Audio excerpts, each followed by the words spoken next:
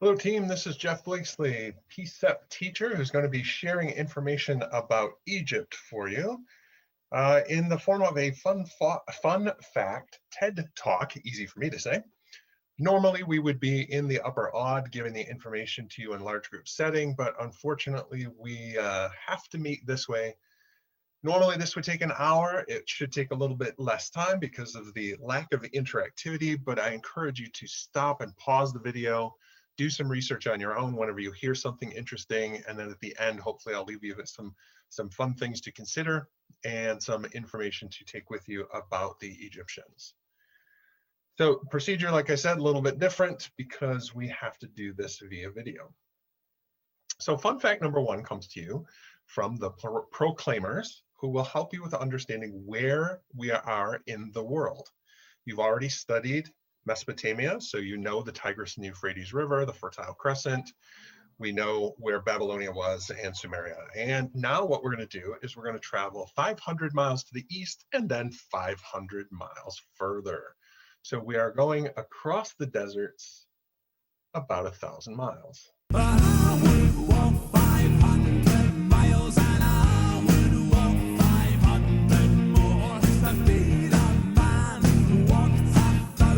So stupid way to remember it, but you'll remember it now. Fun fact number two, Egypt is upside down. So when we look at a map of Egypt, what you see is Upper Egypt and Lower Egypt. And normally you would think Upper Egypt, top of the map, Lower Egypt, bottom of the map. But in reality, they're actually backwards. So when you talk about Upper Egypt, you're talking about closer to the deserts, the Nubian deserts. And when you're talking about Lower Egypt, you're talking about the delta, the Nile River Delta, which goes out into the Mediterranean Sea. Now, some of you might question, like, wait, what? Why is it that way? And the reason, if you study geography, is that you know that the Nile River actually flows northward. So the Nile River starts in the upper area and moves out to the lower regions and out into the Mediterranean Ocean. So when we look at Egypt and we talk about the capital of Egypt, the capital has changed many, many times over the course of Egyptian history. So the capital started in Memphis in Lower Egypt. It was the very first capital, but different rulers are going to move it across time. So the easiest way to identify when you're looking at Egyptian art, whether a ruler was from Upper Egypt or Lower Egypt, is by the headdress. So the hedjet looks much more like a white bowling pin, and it represents Upper Egypt. The deshrat was a red cup. So both had the uraeus, which is the symbol of the cobra on it. So you can see that they understood the cobra as the power of nature. But you can, again, look at the different art and say, oh yes, Upper Egypt, Lower Egypt. And eventually a man named Narmer is going to come through and he will unify Egypt, and he will actually take the two crowns and combine them in a sign of unification. So the Shent, the P is silent, the Shent, you see, has the red cup, has the white bowling pin, and has the uraeus, the symbol of the cobra. Interesting fun fact within this fun fact is that the headdresses themselves, they've never ever found one. So they realized that they were not made out of something that would have lasted a long time. So they're guessing it was maybe plant material or possibly even leather. But they have never recovered one of the true. They've only seen pictorial representations of it. As I said, that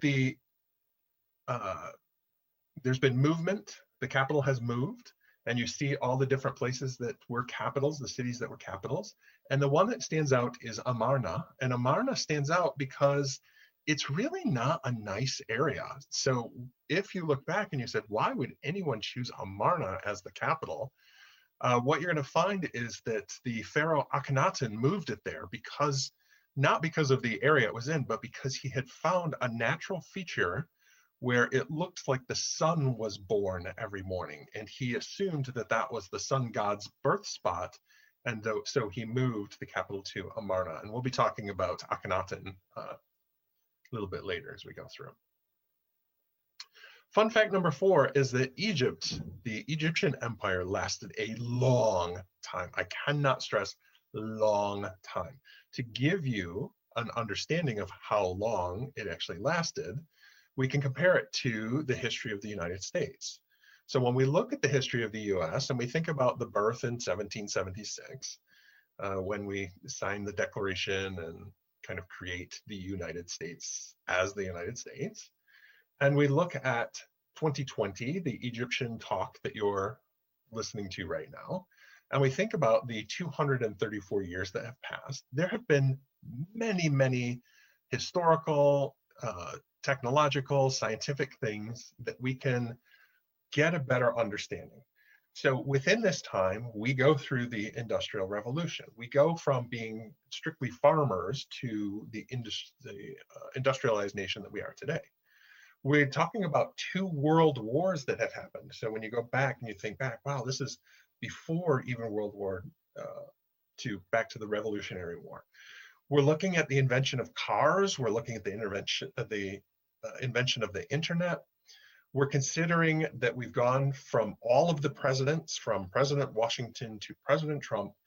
All of this time has passed. That's a great deal of time. And think about all of that change that has happened within the time that the United States has been around. And when we compare that then to Egypt, we have to kind of extend our arrow out a little bit, because it's going to be a little bit longer than the 234 years. As a matter of fact, we have to represent the United States history as this short to get an understanding of just how long Egypt lasted as an empire. 13 times as long as the United States. 13 times as long as the United States. That is just an unfathomable number, how big and how long this time frame was. So what we find when we study Egypt is that there were, again, 13 times as long. There were 3 kingdoms, the Old Kingdom, the New Kingdom, the Ptolemaic, and then the Egyptian Empire is ending in here. The Old Kingdom, the New Kingdom are the ones that are most famous, but we're looking within those old, middle, and new of 31 different dynasties, 31 different rulers. So there's 2 eras even after that. So you've got old, middle, and new. You've got this empire that's lasting for just unbelievable amounts of time. So Egyptology could easily be a year-long class. I would love to teach a year-long class just on Egypt, but unfortunately, we have to cover it in a couple of days. So you got this intro video, and then you're going to get some looks at art, a couple videos, and other things that go along with it. Fun fact number 5 is that their language included emojis. Hello and welcome to the hieroglyph episode of Half as Interesting, where I head to a museum in Britain to talk to people from France about a language from Egypt to plug a game from Canada. Now, if it was 350 years ago and I showed you this, it would mean nothing, because 350 years ago, people really had no idea what Egyptian hieroglyphs meant. Nowadays, you still probably don't know what this means unless you're one of these 3 people or me, so I'll spend the next 3 minutes going on tangents so I can turn this into a video. What you have to remember about Egypt is that it's really, really old. Cleopatra, for example, lived closer to the moon landings than to the building of the Great Pyramids, and no, I definitely did not steal that fact from Reddit. We're not 100% sure where hieroglyphs came from, but by the Ptolemaic period, about 300 to 1 BC, the written language had basically split into 2. Hieroglyphic and Demotic. Hieroglyphs had existed for centuries, but at this point they were mostly used by the elites and rulers as a form of official writing. Demotic was a much simpler writing system used by the common people, so most of the population couldn't even understand hieroglyphs. At the same time, Alexander the Great had conquered Egypt, so it was under Greek rule, meaning that Greek was the official language. Now to the French, or more specifically, this Frenchman, Napoleon Bonaparte. In 1798, Napoleon went to Egypt, headed to Rosetta, found this rock and decided it was his. But then the British came, found it, decided it was theirs, and took it. It was then brought to the British Museum in London, put on display, and then 200 years later, a bunch of game journalists and YouTubers had dinner around it. The significance of the stone was that it had the same text in the 3 different writing systems of Egypt: hieroglyphic, Demotic, and Greek. Hieroglyphic and Demotic texts could not be understood, but Greek had been spoken and written continuously for thousands of years, meaning that this bottom section could be easily translated. And now for another Frenchman, Jean-François Champollion. Champollion started to try to translate the Rosetta Stone in 1808, but he wasn't making much progress because in the 5th century, a guy named Horapollo wrote a book about hieroglyphs which was basically completely wrong, but since he was old and dead, everyone assumed he was right. The main thing that book said was that hieroglyphs were ideographic, as in each symbol represented an idea rather than a spoken sound. Mathematical signs, punctuation marks, and even emojis, for example, are ideographic characters since they mean the same thing in every language and they don't correlate phonetically to spoken sounds. Most of modern language, however, is phonetic, where the symbols represent sounds that make up the spoken words. As it turns out, the hieroglyphic system is a mix of both. The real breakthrough for Champollion came by looking at names. Ptolemy, the king during the Rosetta Stone's inscription, was Greek, so he didn't have an Egyptian name. Therefore, in hieroglyphic text, his name was approximated phonetically. So, since we know what his name sounds like in Greek, by comparing his Greek name and hieroglyphic name, Champollion was able to figure out which sounds the phonetic characters correlated to. That unlocked a huge part of the writing system, and then, from there, researchers were able to figure out much of the rest through context. So what's the Rosetta Stone about? Well, it's ancient tax paperwork, and yet it still manages to be more readable than a W-4 form. But now, the reveal. This hieroglyphic text translates to half as interesting, but not literally. Despite our relative understanding of the language, there aren't exact translations of every English word. And now for yet another Frenchman, but this one's alive. This means half, this means as. But the problem was interesting. That's Dominique Farou, professor of Egyptology at the Louvre. What he did to translate interesting was phonetically spell out Seba, the Egyptian word for learning. Then, since Seba is also the name of a star, he put the symbol for papyrus, which means idea, to clarify he's not talking about the star. Then, he slipped this symbol in here because it's the logo of Assassin's Creed. Funny. And then, it is protecting. So it will protect you. And then, a man. Because there is a man here. That's right, Dominique, I am a man. But what we're not sure about is exactly how ancient Egyptian sounds.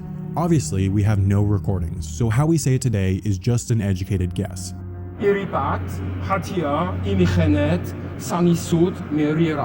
know roughly how the phonetic part sounds, but everything else is made up, so speaking today would sound like nonsense to an ancient Egyptian. An ancient Egyptian would be really astonished by my accent and many things. Including the idea of a video game having real educational value, or probably the idea of a video game at all, I guess. Assassin's Creed Origins comes out the day after this video goes out, and it's a pretty awesome game because they've completely and accurately recreated the entirety of Ptolemaic Egypt so that you can learn things. I had a conversation with their dev team. All right, so the understanding of hieroglyphics comes to us in the sense that we do have both the ideas represented and also the sounds. So thanks to Champollion, the one who was able to translate this and get this, we're able to read ancient Egyptian text. But the reading is always going to be a little bit questionable, because the words don't always translate.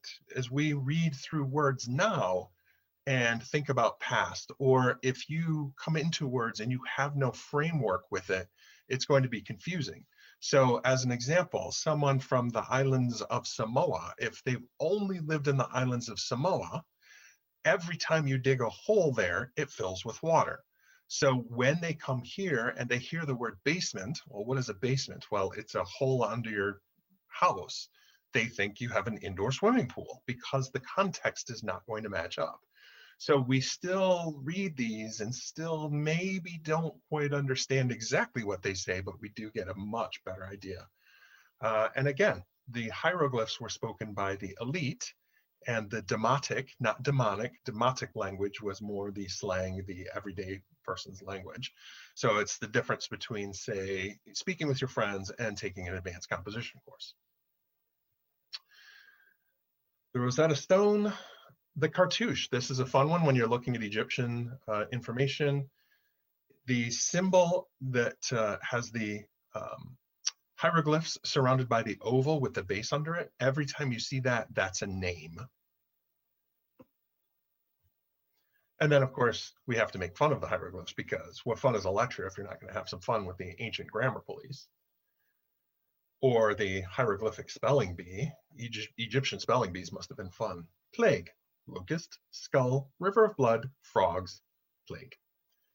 And then, of course, the hieroglyphics. And I put this up last year, and one of the students actually stopped and said, "Wait, is that a thing?" And I said, "No, this is just, it looks like they're giving each other high fives. It's kind of funny."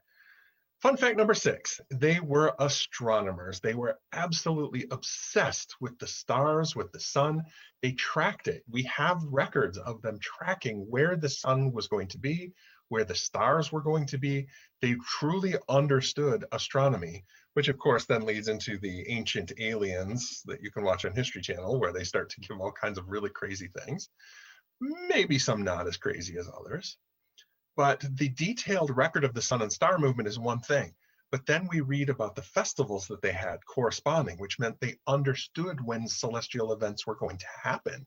They knew what, it wasn't this, "Oh my gosh, the sun is being covered by the moon, it's the end of the world," and what. No, they knew it was coming. These people understood the stars. The other fun thing that goes with the astronomy fun fact is look up the Band of Peace pyramid alignment. So BAND, Band of Peace, PEACE. And you'll be amazed at how well the pyramids along the Nile River actually align with the constellations, especially when you look at where the Nile was at the time the pyramids were built. So anyone who knows geology understands that the Nile is changing every single second. And at the time when it was built, it was actually closer to the pyramids. And they know that's true because they found docks and different things that were right near the pyramids, which are nowhere near the river now. Fun fact number 7, they were master builders. So we tend to, because history is told by the winners, think of these people as this backward civilization, right? They were ancient people. They must have been fearful of the gods. They used ancient tools like logs to roll things. They would build hills out of sand to get things to higher spaces, and they used slave labor. But when they actually start to look at the different artifacts that are left over, they understand there is some unbelievable engineering going on. So we start with something basic like the step pyramid at Djoser, which is just kind of block on top of block on top of block.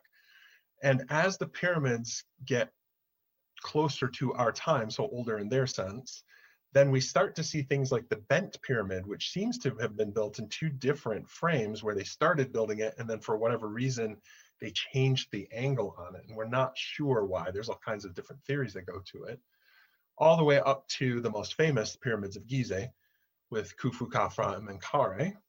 And the alignment of these 3,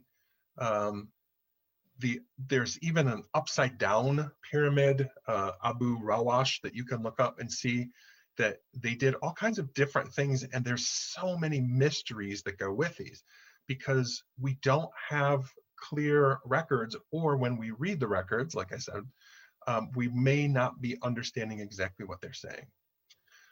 So within this fun fact, we got to break that idea that the slaves built the pyramids.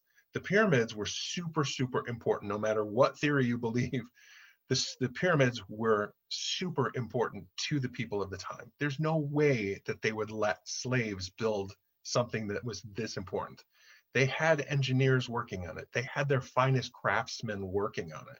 They didn't allow the slaves to put it together with, garbage, things like that. The stone cuts and the placement of load-bearing stones are way too precise. So most Egyptologists will look at this and say, well, they were temples or tombs. Again, way too important for a slave to touch. But the actual record of payments to artisans who came to build these show that there may have been more to it. And if you are able to go, there are some amazing things that they will show you, like how the stones were so accurately cut that you cannot put a playing card between. I mean, we look at like the top of the picture on the right and you say, well, no, this is horribly put together, but you have to remember these have been weathered for so many years. When you look at what they were like at the time, the perfect circles, The perfect alignment is way, way too good. They can't get a piece of paper. They can't get a razor blade. They can't get the playing card to go through these things because they were so precise. So again, many people are questioning, if you look at Egyptology over the years, most people will say they were temples and tombs, but there was always things that didn't quite fit. And when we tend to do that as humans, we explain them away. Well, this is a one-time thing, or this was a two-time thing, or it happened sometimes, but we're just going to explain why it doesn't really go there instead of thinking, well, why is it there? And when we start to look at the makeup of the tombs and we start to realize that there are things there and things that should be there that aren't, we have to start questioning what the pyramids actually were used for, and were they always used for the same thing? So one of the fun things that's changed over time was the Sphinx. Most people will look at this and say, well, yes, the Sphinx standing out on Gizeh, he's the guardian of the tombs for the pharaohs. But hydrologists, people who study water, we're looking at the water damage that has been done by rains and flooding and different things, and realized that the Sphinx was there long before the pyramids were there. So they looked at the weathering and the patterns of rain and flooding and determined that the Sphinx was there, and then the pyramids were built. So whoever decided to build the pyramids knew the Sphinx was there. The Sphinx is not the guardian. There's got to be something else to him or her. Many have copied Egyptian architecture. So if you look around, you're going to see things, especially the Greeks and the Romans. They absolutely love it. So what you've got here is the Egyptian architecture on the right with the columns, copied by the Greco-Roman Corinthian columns, which showed the flowers like the papyrus and the lotus flowers. We also see the obelisk in Washington, D.C., right? So on the right would be the original in Egypt, and on the left is the Washington Monument. And we look at that and go, oh, wait a minute, that's based on some foreigner's design? We should probably deport it.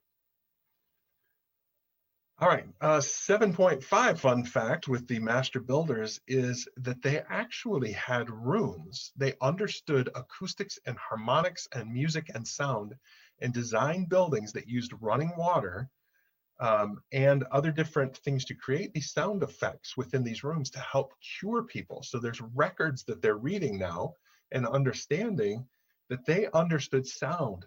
Now, you can look up on YouTube right now videos about how sound affects the body. It physically changes your body when you listen to music.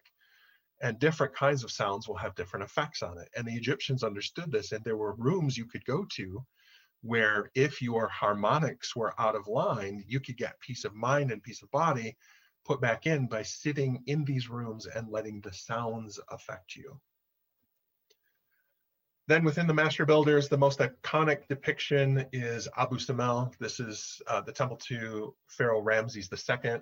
And this is not where it was originally built. Just a fun fact that when they built the Aswan Dam, there was flooding, and this would have been destroyed. So they actually moved it piece by piece. Fun fact number 8, they loved color as much as history.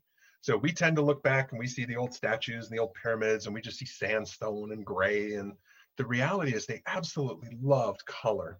And you're going to be studying the palette of Narmer if you haven't already. And this was an enormous, enormous palette that was used to hold color. So they would use like cosmetics. They painted their statues. That's another fun one to look up. Go online and look up painted statues of Egypt to see what they would have looked like. And the palette was used to hold the cosmetics on this large scale to be able to give just life and color. And once they realized that this was happening, they started to look at things like the pyramids and realized the pyramids would have actually had color to them.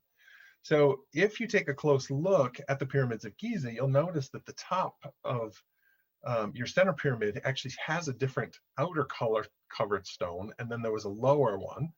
And much of it has been weathered away, and some of it was actually stripped and taken over the years.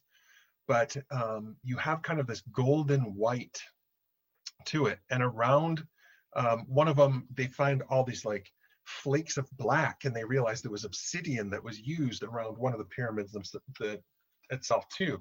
And then they started to do the realization and started to look for these different things and realize, wow, these actually would have had bright colors going. The pyramids at Dashur and Giza have remnants of these colored covered stones, and in their prime would have looked really pretty. Fun fact number 9, art would be modeled later by cubists. So much more information is in your How Art Made the World video. But what you're going to find here is this basic idea that they liked the idea of 3D representation in 2 dimensions. So you have in their art, the eye is looking, you get the side view, but then you have the front view of the torso. The legs are kind of facing this, but then the legs are facing off to the side. So the arms here facing forward, but body facing. So this idea then is shown in Juan Gris in his painting over here with the cubists, and then Picasso, also one of the more famous ones, is this whole idea of the 3 dimensions represented in 2 dimensions. So started with them. You're going to find out too in the video that they actually had a grid pattern that was kind of cool. So all of their human depictions are all very similar because it's based on this grid pattern that was used through almost all of the empires.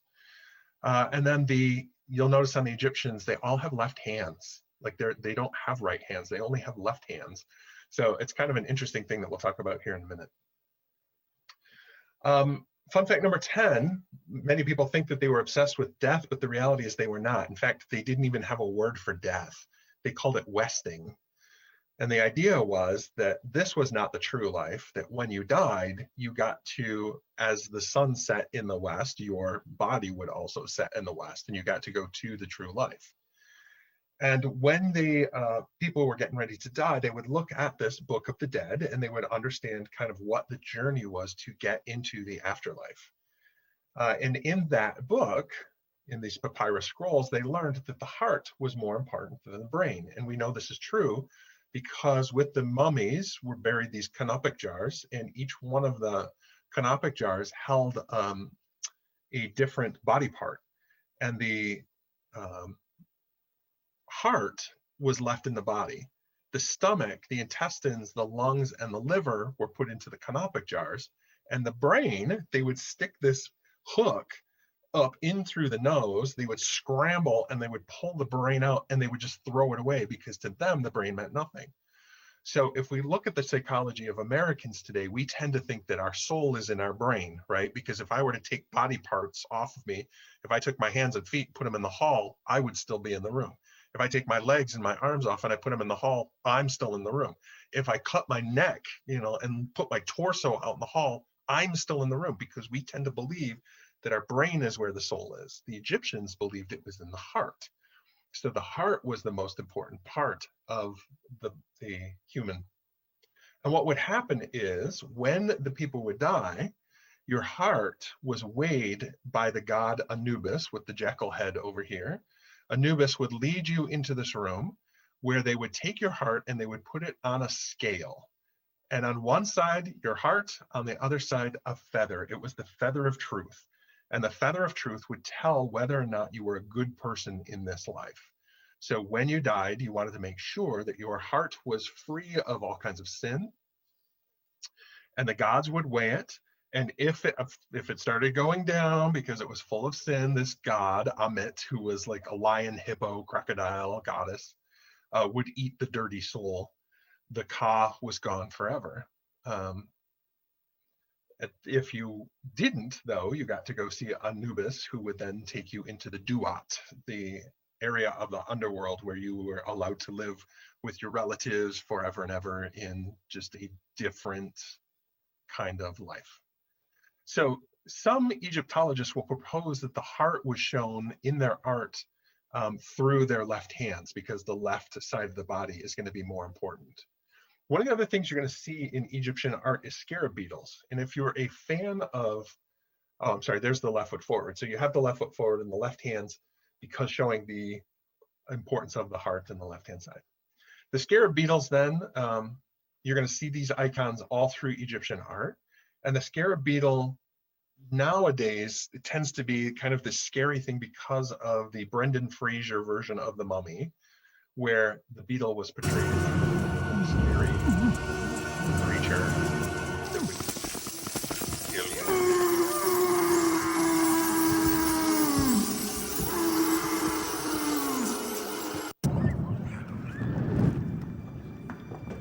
Nice. But the reality is, it was the cheat code. It was the original cheat code. And what they believed was that the scarab beetle ate sins. So in the tombs, you see these scarab beetles all over because the people wanted to be buried with them. They wanted the little pins of scarabs. They wanted the pictures of them on the walls because the scarabs would eat away the sins. And then when your heart was taken in to be weighed, it weighed as much. It cheated the scales. The other interesting thing about the art is that their enemies, it looks like, preferred to break the noses. And we call it Ka-less behavior because they believed that the Ka, the spirit, that once you died, your Ka, as long as it made it past the weights, went into the Duat, the afterworld, and at night could leave the Duat, the underworld, and come through a pictorial representation of you through the nose.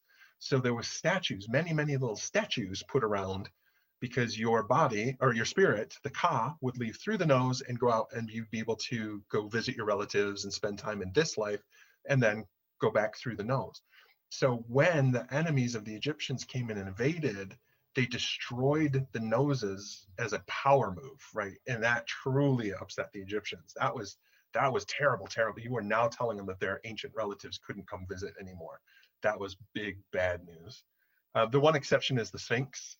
The Sphinx was actually target practice by Napoleon's troops. It wasn't done, purposely for this Ka-less behavior. Fun fact number 11 is they had some interesting leaders, controversial and interesting. The Americans do not own that one by far. One of the most famous was Hatshepsut, who was the first female leader in Western civilization. She was 12 years old when her husband, Pharaoh Thutmose II, died, and her brother was only 3, so he couldn't take the mantle of Pharaoh. So she kind of fell into it, and she was given the lead. And there are depictions of her wearing the Pharaoh's outfit. So she would wear the headdress, and she wore the fake beard, just to show like the position, the power she was in. But the history, while it's limited for what was there, showed that it was a very prosperous time. It was very, very peaceful. And then when her son was old enough to lead, he took over for her. The most controversial of the pharaohs, though, was Amenhotep IV. When he came to power, he was King Tut's uncle. King Tut seems to be the most famous, but he's only famous because he was found in 1920. So he's the most recent of the pharaohs who we have just a ton of information on because his tomb was found intact within, kind of our lifetime, so to speak. But King Tut's uncle, Amenhotep IV, was the one who was super, super controversial. But what he did is when he came to power in the 18th century, he announced that there was only one true God, that Amun, the God that everyone believed in as part of a whole system of gods, the polytheism, was not true. He said that there was only one God named the Aten, and he marries Nefertiti, and they were considered to be the most powerful couple in Western history for a very, very long time. And what he does is he changes the art to make him look more humanistic. You'll see he's actually got a little pot belly going on over here. And he's depicted with his children as a very loving father. Nefertiti, who was considered the most beautiful woman in Western civilization for a very long time, here also depicted. So the god the god Aten. Aten is giving out his power through his hands here to Pharaoh Akhenaten. That was his name after he changed it from Amenhotep IV. Akhenaten to Aten, the god, the one true God. But of course, this is not going to be super, super popular. He's going to have a 17-year reign where he's going to change the temples. He's going to move the capital, like I said, out into the middle of the desert because he saw a place where it looked like the sun was born every morning.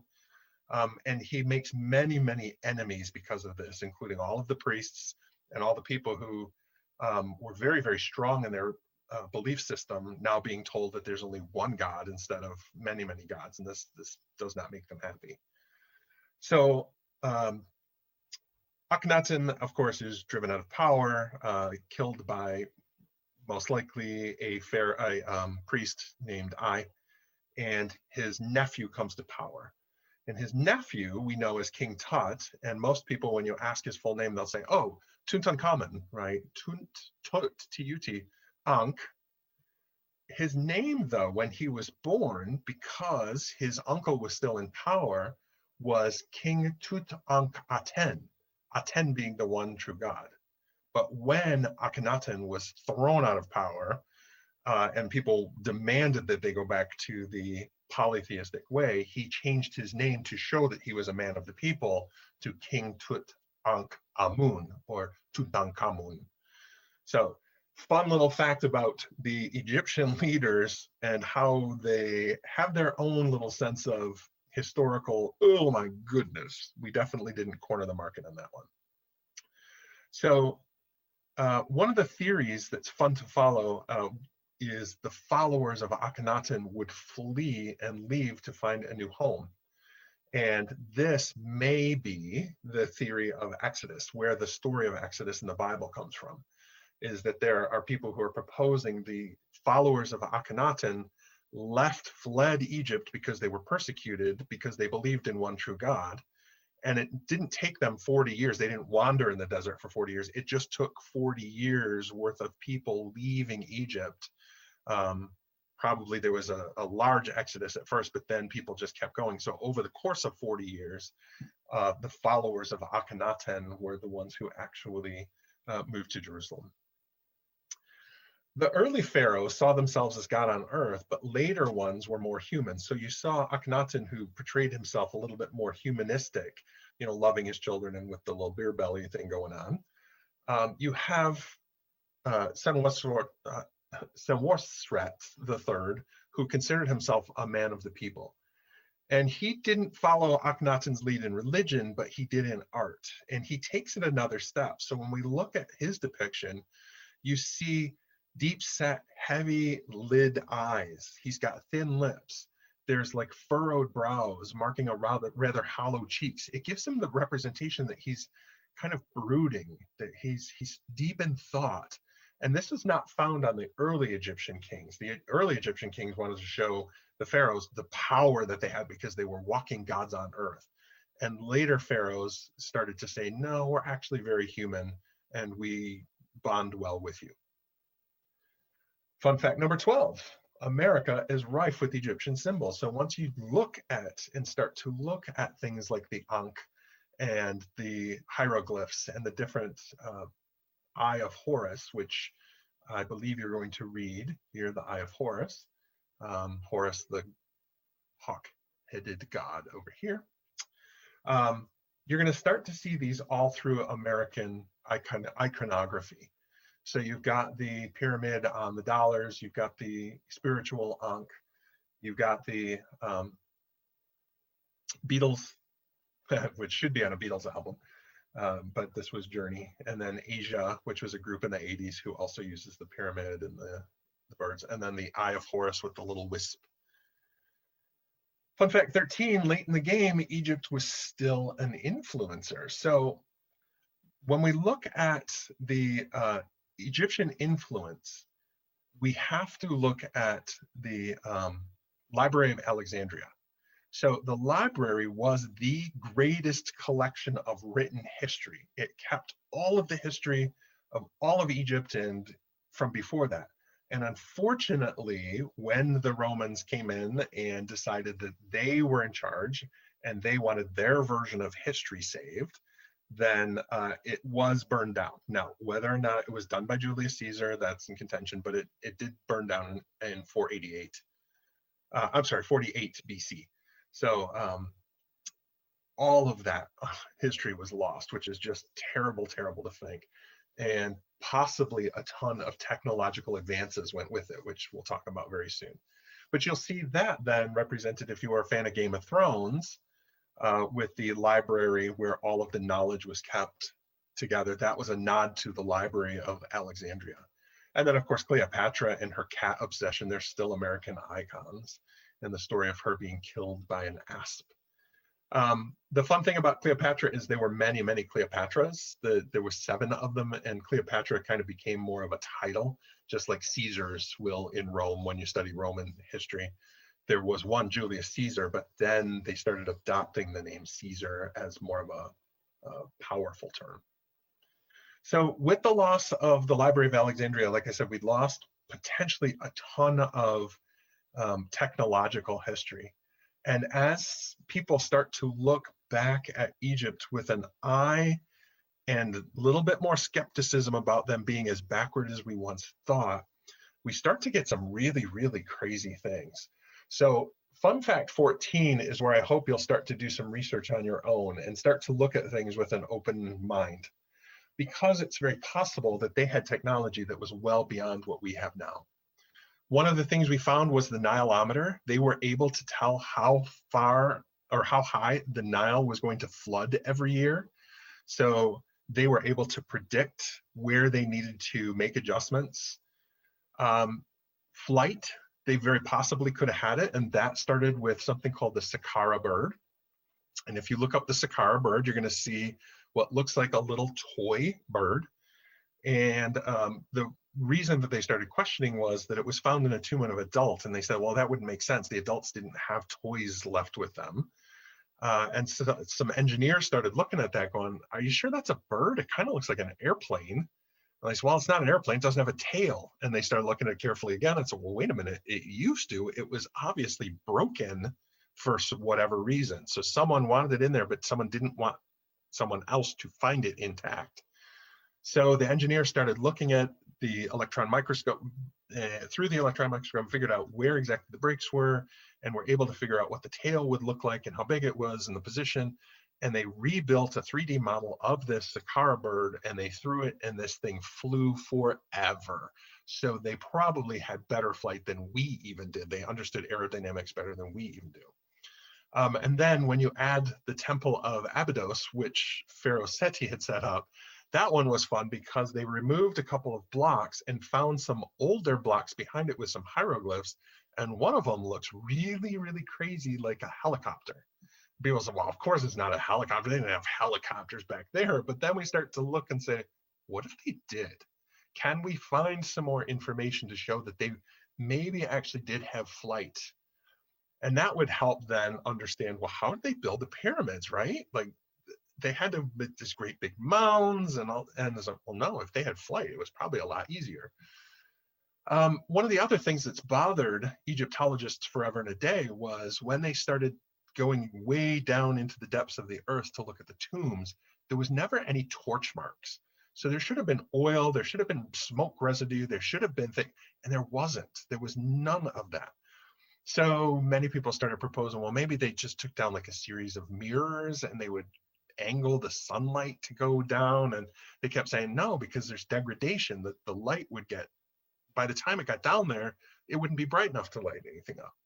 Well, then they found the Baghdad batteries, or so-called Baghdad batteries. And inside a tomb, they found these jars that were full of liquid. And it took an electrician or an electrical engineer, chemical engineer, to look at it and say, well, you know, put a little copper wire between those two, and that's a battery. They said easily they could have had electricity. So then people started looking at things like the Dendera objects. You can look up the Dendera objects and see, wow, those things look like light bulbs. And people say, of course, they're not light bulbs. But then we add the Baghdad batteries and start to go, And then the scientists start to look at the pyramids themselves and say, well, wait a minute, the interior stones of Khufu's pyramid were dolomite. That's really, really good for conducting electricity. But it had a covering of limestone, which is a good insulation. So if you look at, well, good at conducting electricity with good insulation, that's a battery. Is there something that we're missing?